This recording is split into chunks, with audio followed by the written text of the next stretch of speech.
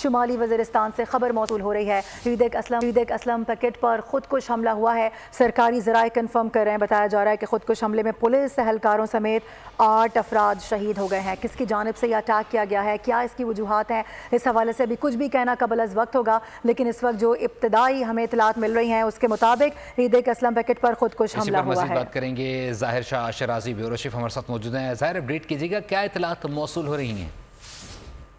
जी बिल्कुल, ये शुमाली वज़ीरिस्तान डिस्ट्रिक्ट की तहसील मीर अली, वहाँ पे ईदक का इलाका है जहाँ पे ईदक असलम चेक पोस्ट बताई जाती है, जहाँ पर एक खुदकुश हमला हुआ है दहशतगर्दों की जानिब से।